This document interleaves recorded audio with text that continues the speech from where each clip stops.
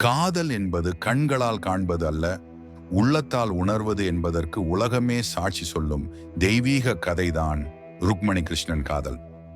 ராமன் சீதையைப் போல ஒருவரை ஒருவர் பார்த்து மலர்ந்த காதல் அல்ல இது. ஒரு முறை கூட நேரில் பார்க்காமல் ஒரு பெயர், ஒரு புகழ், ஒரு பண்பு மட்டுமே கொண்டு பிறந்த காதல். இன்றைய காலத்தில் தோற்றம், வசதி, எதிர்பார்ப்பு என அளவுகோல்கள் நிறைந்த உலகில் எந்த எதிர்பார்ப்பும் இல்லாமல் நம்பிக்கையால் மட்டுமே உருவான காதல் என்றால் அது ருக்மணியின் காதலே. ருக்மணி விதர்ப நாட்டு இளவரசி. அவளது அண்ணன் ருக்மன் ஜராசந்தனின் நண்பன். ஜராசந்தனின் மகளை மணந்த கம்சனை அவன் கொடூர ஆட்சியால் கிருஷ்ணன் கொன்றதை பழியாக எண்ணி கண்ணனை பற்றி ஜராசந்தன் சொல்ல ருக்மணியின் மனதில் ஒரு வித்தியாசமான ஈர்ப்பு பிறந்தது. கம்சனை கொன்ற வீரன், தர்மத்தின் காப்பாளர், ஏழைகளின் நண்பன் என சொல்லப்பட்ட கிருஷ்ணனின் குணநலன்கள் அவள் உள்ளத்தில் காதலாக மாறியது. அவனை பார்க்க வேண்டும் என்ற ஆசையில் தன் தோழியை மதுராவிற்கு அனுப்பினாள். ஆனால் விதி வேறுபடியாக நடந்தது.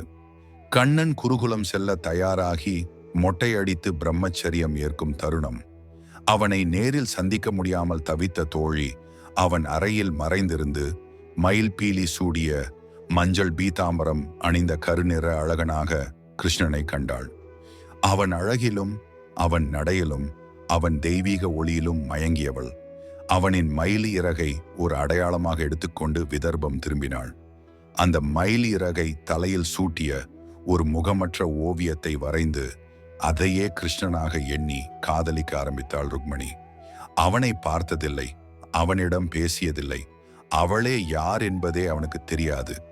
ஆனால் அவள் காதல் பல வருடங்கள் தெய்வீகமாக வளர்ந்தது.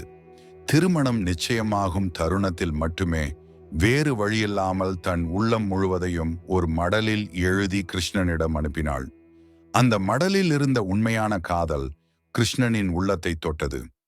பெயர் தெரியாத ஒரு பெண்ணின் தூய காதலை அவர் ஏற்றுக்கொண்டார். பலராமனுடன் வந்து ருக்மணியை கடத்தி அவளை தன் பிரதான ராணியாக ஏற்றார். பல திருமணங்கள் இருந்தாலும் கடைசி வரை காதலும் மரியாதையும் குறையாமல் வாழ்ந்த ஒரே உறவு ருக்மணியுடனே.